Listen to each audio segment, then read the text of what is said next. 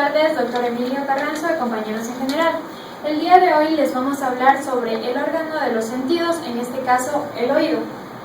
Nuestro grupo se encuentra conformado por Jacqueline Bermeo, Natalie García, Pamela Rodríguez, Andrea Guaggi, Gaby Capa y quien les habla, Cintia Ramírez. Primero les voy a hablar sobre las características anatómicas del oído. Como podemos ver aquí en esta maqueta que les he traído, les voy a explicar sobre las tres partes que tiene el oído. Comenzamos con el oído externo. Este es el oído externo. Se encuentra conformado por el pabellón, el conducto auditivo externo y la membrana timpánica. Luego encontramos lo que es el oído medio.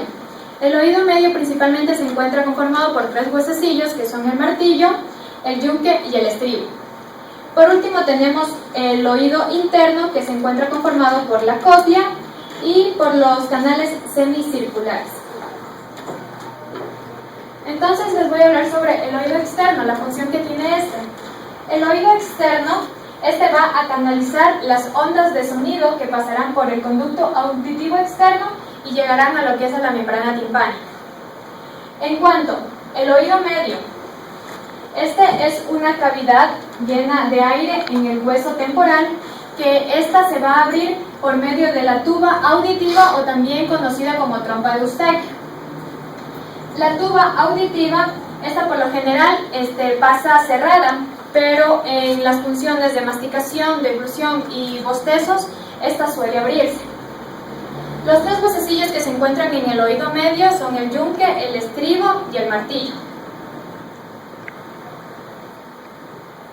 Otra de las características del oído medio es que el manubrio, o también conocido como mango del martillo, se va a encontrar fijo en la parte posterior de la membrana timpánica. Luego su cabeza se va a encontrar en el oído medio propiamente dicho y su prolongación en el yunque, el cual va a articularlo con la cabeza del estribo. En el oído medio se encuentran dos músculos muy importantes, que uno de ellos es el tensor del tímpano, que tiene como función la disminución de las vibraciones de la membrana timpánica, y también encontramos el estapedio, que baja el tiro del estribo para poder abrir la ventana oval del oído.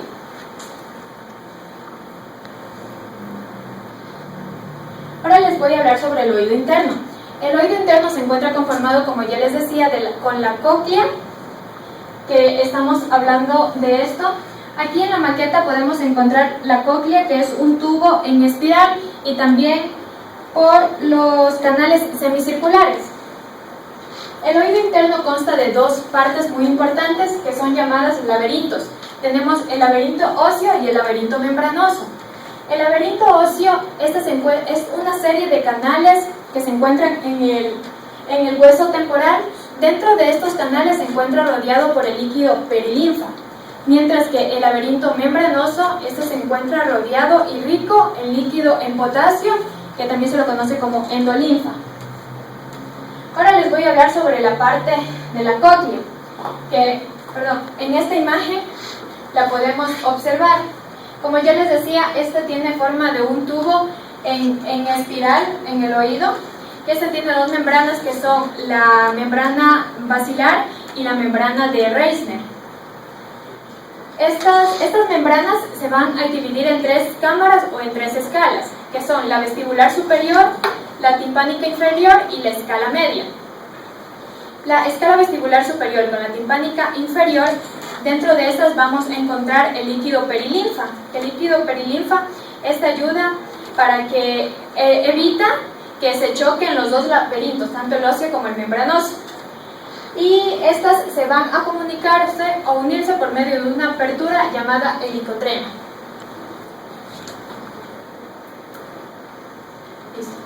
El órgano de Corti en la parte del oído, toda esta imagen es el órgano de Corti, que especialmente aquí vamos a encontrar los receptores auditivos, que en este caso serían las células ciliadas, que son estas. Las células ciliadas se van a encontrar dispuestas por 4 prolongaciones. 3 Estas tres serían las células ciliadas externas y esta célula ciliada sería la interna, que ambas células ciliadas se encuentran rodeadas o cubiertas por esta membrana llamada tectorial. Casi todas las fibras eferentes del nervio auditivo van a terminar en lo que son en las células ciliadas externas.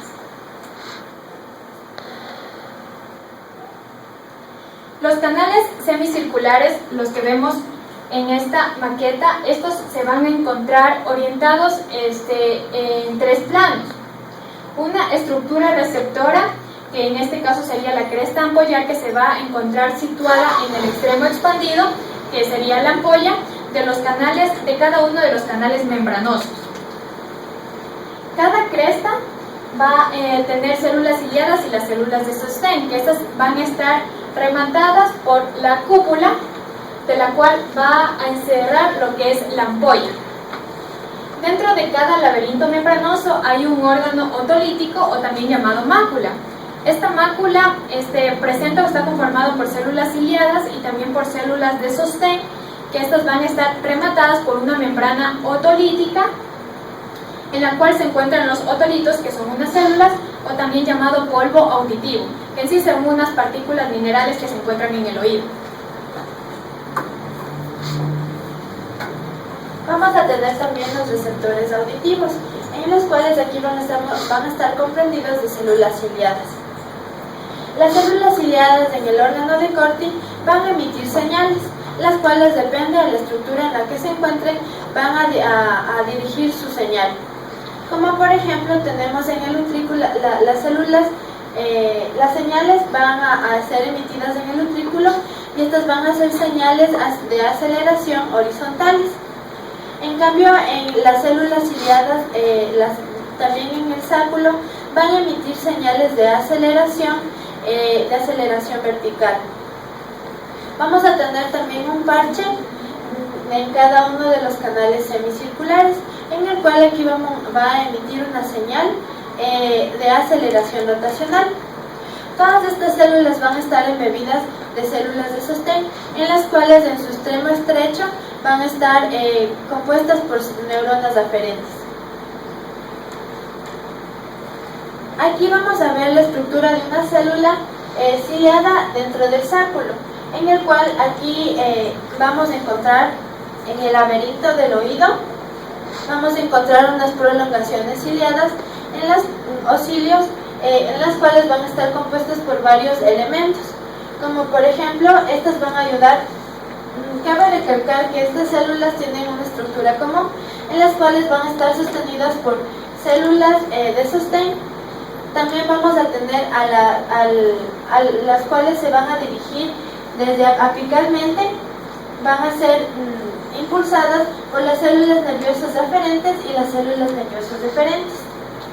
Aquí también vamos a tener, toda esta estructura va a estar embebida de la membrana otolítica, en la cual aquí va a estar compuesto de los otolitos, unas células denominadas otolitos. También tenemos al sinocilio, que son cilios de menor tamaño, en los cuales aquí se les considera que son unas células verdaderas o prolongaciones verdaderas, en las cuales aquí van a estar junto con los enterocilios, en los cuales los enterocilios, estos van a estar cubiertos por filamentos de actina y también va a estar cubiertos por filamentos semicirculares de miosina. Tenemos respuestas eléctricas, en las cuales aquí va a haber el potencial de membrana en reposo.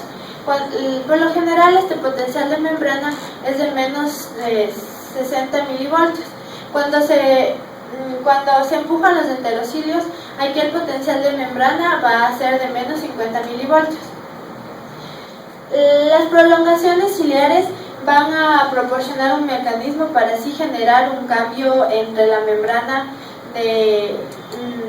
membrana en el cambio de reposo.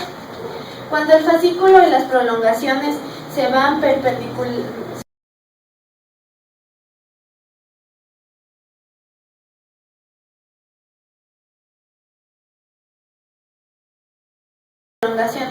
van a ir perpendiculares. Aquí no va a haber ningún cambio del potencial de membrana. Y también aquí vamos a encontrar direcciones intermedias en las cuales aquí pueden producirse polarización como también despolarización. Tenemos el génesis de potenciales de acción en fibras nerviosas aferentes, en el cual aquí esto va a ser una representación esquemática de la función de las uniones de puntas en la respuesta de las células ciliadas, en el cual aquí, como podemos ver, el enterocilio menor se va a unir al más alto por una unión de punta. ¿Por qué le denominamos así? Porque como podemos ver aquí, esta unión está casi en el borde superior del enterocilio. Aquí va a ser, aquí podemos ver la unión de punta, en el cual aquí va a estar un canal iónico que está comprendido por calcio y por potasio, en el cual aquí la unión de punta va a estirarse para poder como tratar de anclar al enterocilio alto y elevarle y moverle perpendicularmente.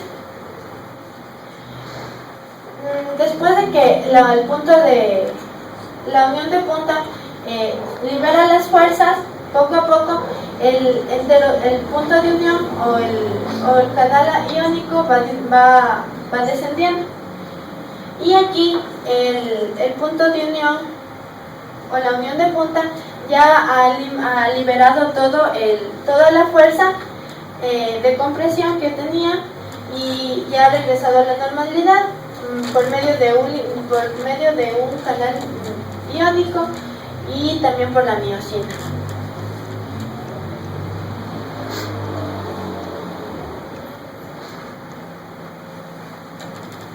Aquí también entran células de sostén, en las cuales aquí van a pasar por medio de uniones intercelulares. Aquí vamos a tener a la endolinfa y a la perilinfa, en la cual la endolinfa va a estar compuesta de sodio en una menor cantidad, de potasio en una mayor cantidad y de cloro también igualmente de una mayor cantidad. Aquí la perilinfa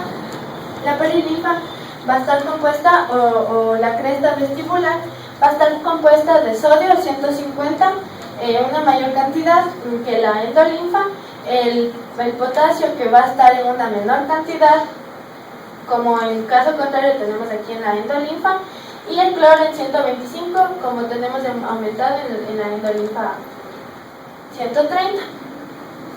Aquí va a llegar, en la cóclea por último, llega la estría vascular y es secretado de regreso hacia la endolinfa. Es secretado.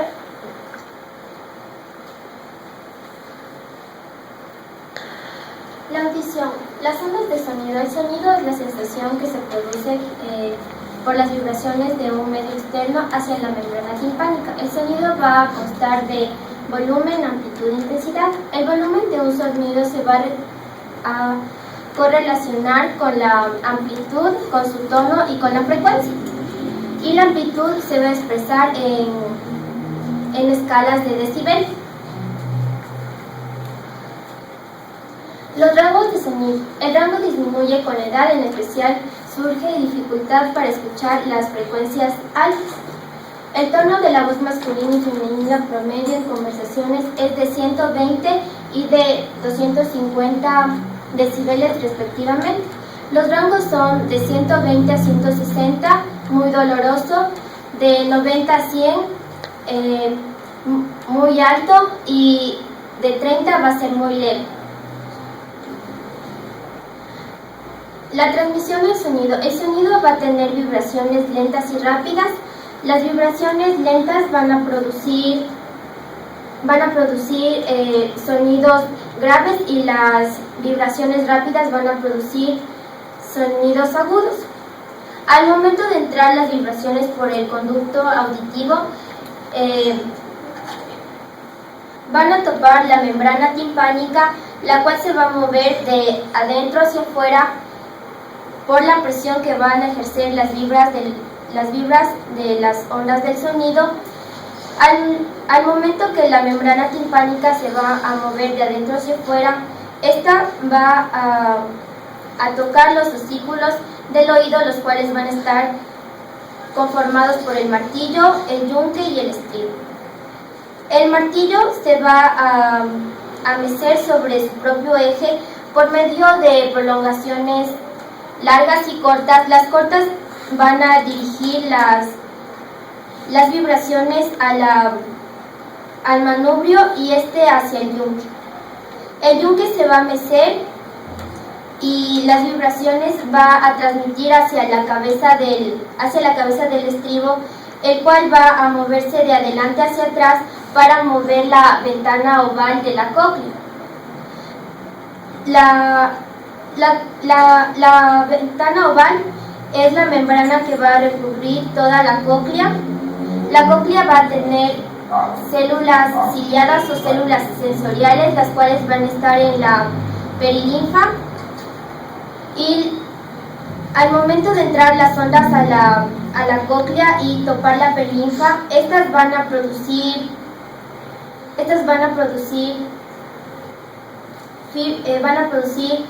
movimientos nerviosos, los cuales van a ir al nervio auditivo y posteriormente al cerebro. Las células ciliadas van a tener diferente sensibilidad, ya que van a entrar distintos tonos y frecuencias. En la parte inferior de la cóclea, las células ciliadas van a estar destinadas para las frecuencias altas y en la alecta va a estar destinadas para las frecuencias bajas.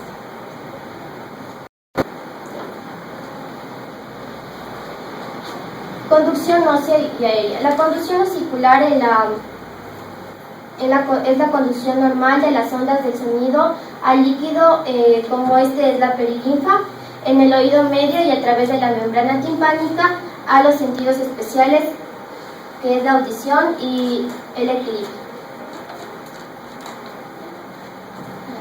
Ondas viajeras. Los movimientos de la base del estribo se establecen en una serie de ondas que viajan en la perilinfa a la escala vestibular. En las paredes de la escala vestibular son rígidas, pero las paredes óseas de la membrana de Reisner es flexible.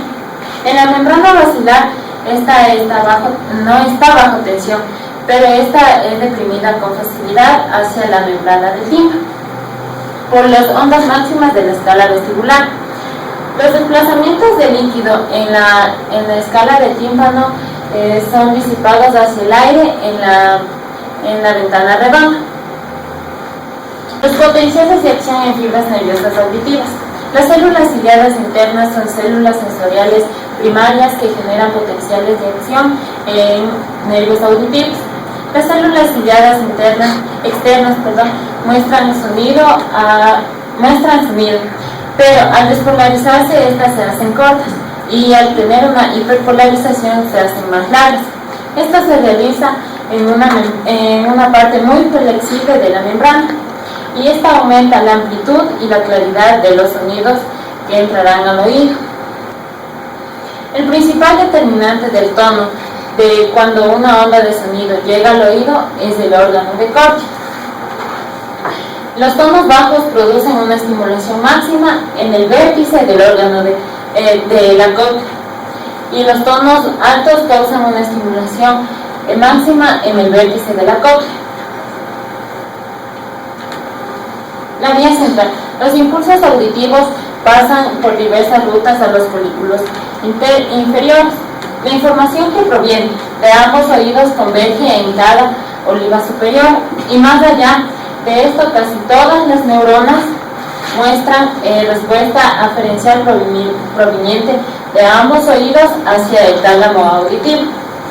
La corteza auditiva primaria es el área de Brodmann 41 y área de Brodmann 42. Los tonos bajos se representan en posición anterolateral y los tonos altos se representan en posición posteromedial en la corteza auditiva.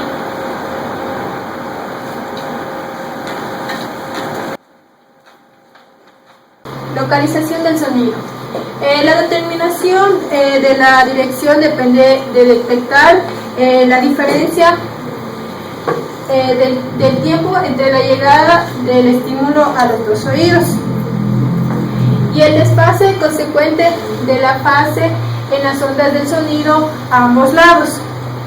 También depende de hecho que el sonido más fuerte se lo da en el lado más cercano a la fuente. Tenemos las neuronas de la corteza auditiva que reciben aferencias y que se originan a ambos lados de los oídos. Esta muestra respuestas máximas o mínimas cuando el tiempo de llegada del estímulo de un oído es receptado por un prefijo respecto del tiempo de llegada a otro oído. Este prefijo varía de una neurona a otra. Tenemos también la sordera. La pérdida de audición es el efecto sensorial más común en los seres humanos. La presbicausia, esta es una pérdida auditiva gradual asociada directamente con el envejecimiento. En las personas mayores a los 75 años de edad. Y quizás se debe a la pérdida acumulativa gradual de las células ciliadas y neuronas. La pérdida de audición también se puede dar por factores como genéticos y también factores ambientales. Tenemos dos tipos de sordera, la sordera de conducción y la sordera de neurosensorial. En la sordera de conducción, esta de aquí se refiere a la transmisión de sonido en el oído externo o medio. Y tiene percusiones sobre todo en las frecuencias de los sonidos. La causa de la sordera puede ser por presencia de taponamientos de cera o también por líquidos debido a la otitis externa o otitis medio. Esto se debe a una inflamación del oído medio y perforación del tímpano. Tenemos la sordera neurosensorial, que esta es, por lo general, de aquí se debe a la pérdida de células ciliadas cocleares. Pero también a problemas con el octavo par craneal, que dentro de estas van a las vías auditivas centrales. Pueden alterar la capacidad para oír ciertos tonos, mientras que otros no se quedan afectados. Ya. En la sordera de conducción y neurosensorial, estas pueden diferenciarse mediante pruebas, y estas pruebas son nombradas gracias son honores a personas que los crearon, y estas pruebas son las de Weber y Shabbat. La de aquí es la de Weber y esta es la de Shabbat, y a continuación mi compañera les explicará más profundo. El sistema vestibular está dividido por aparato vestibular y los núcleos vestibulares centrales. Ya, el aparato vestibular, de aquí se divide, de aquí dentro del oído interno decreta el movimiento y posición de la cabeza y traduce esta información hacia una señal neural. Los núcleos vestibulares, como podemos ver aquí, estos son los que se relacionan con el mantenimiento de la posición de la cabeza en el espacio, los tractos que descienden de los núcleos que miden los ajustes de la cabeza sobre el cuello y la cabeza sobre el cuerpo. Cada nervio vestibular termina en el núcleo ipsilateral, que lo encontramos aquí, y en el lóbulo flóculo nodular del cerebro. En el siguiente recuadro les voy a explicar sobre las pruebas comunes realizadas con un diapasón para distinguir entre sordera de conducción y sordera neurosensorial. Existen tres pruebas. Bueno, tenemos tres pruebas en este recuadro, que es la prueba de Weaver, de Wiener y de Chabat. En la prueba de Wiener consiste en colocar el diapasón vibratorio sobre la cervix del cráneo, como vemos claramente en esta imagen. Este es el diapasón colocado sobre la cervix del cráneo, pero antes de colocar, para poder detectar si tiene sordera, se da un pequeño golpecito en esta parte del diapasón, ya sea en la mano o el codo, y luego sí se coloca sobre la cervix del cráneo, y el resultado en una persona normal es que va a escuchar por ambos oídos muy bien. Y en una persona con sordera de conducción, el sonido va a ser más fuerte en el lado enfermo, y una persona con sordera neurosensorial, el sonido será más fuerte en el lado normal. En la prueba de Wiener, esto consiste en que la base del diapasón se coloca sobre la apófisis mastoides, como en esta imagen aquí, hasta que el sujeto no la escuche y después se mantiene en el aire. En una persona normal, el resultado será que va a oír la vibración en el aire. Y en una persona con sordera de conducción, esta persona va a oír las vibraciones, no va a oír las vibraciones en el aire. En cambio, en la persona con sordera neurosensorial, oirá las vibraciones en el aire, pero si tiene una sordera nerviosa parcial. Y en la prueba de Chabat, esta consiste en la conducción del paciente comparada con la de una persona sana. En una persona con sordera de conducción, el resultado será que la conducción ósea será mejor que la normal, o sea, va a escuchar mejor que una persona sana.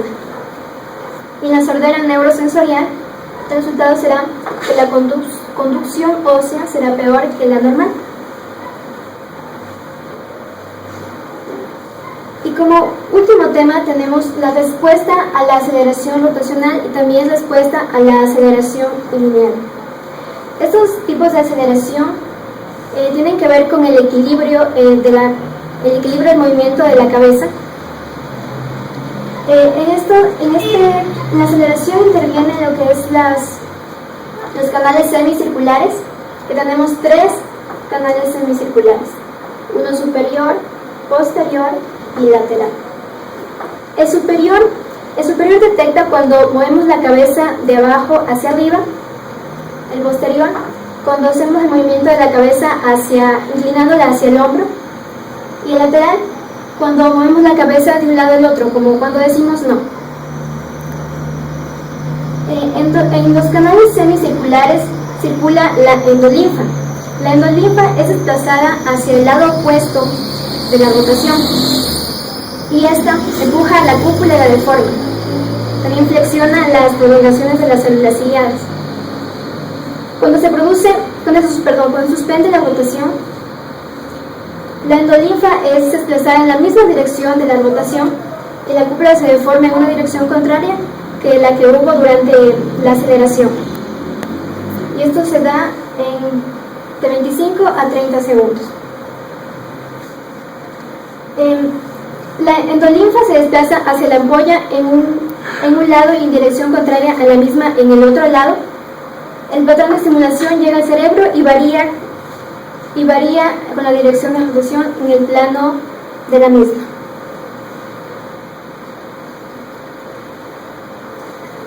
Respuesta a la aceleración lineal.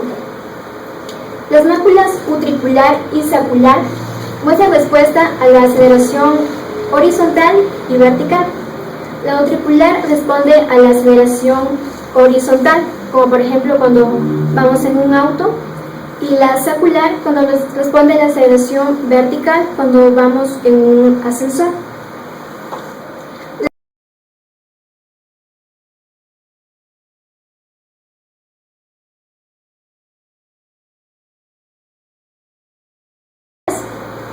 Y genera la actividad neural. A continuación le presentaremos un video sobre la fisiología del oído. Gracias.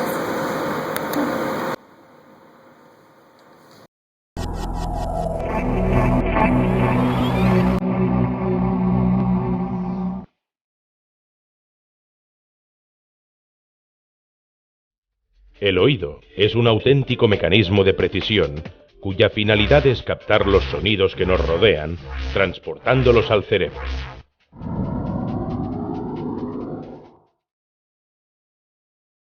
Cuando se produce un sonido, el aire vibra creando una onda sonora. El pabellón auditivo capta la onda sonora y la dirige hacia el canal auditivo. Al final del conducto auditivo se encuentra el tímpano, que empieza a vibrar. Ya en el oído medio, el tímpano está comunicado con la cadena de huesecillos, martillo, yunque y estribo, que transmiten las vibraciones y las amplifican hasta la ventana oval del oído interno. En el oído interno, un líquido estimula las terminaciones nerviosas llamadas células ciliadas. Las células ciliadas envían impulsos eléctricos a través del nervio auditivo hasta el cerebro.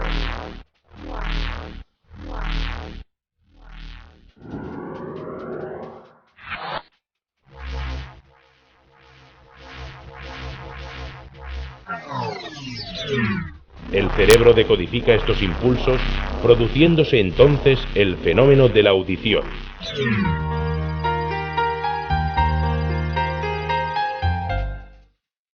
Los problemas de audición se han convertido en algo habitual en nuestra sociedad.